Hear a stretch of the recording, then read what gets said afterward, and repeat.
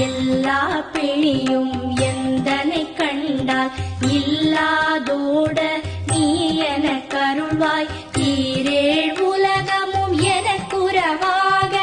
ஆணும் பெண்ணும் அனைவரும் எனக்கா மண்ணாளரசரும் மகிழ்ந்துறவாகவும் உன்னை துதிக்க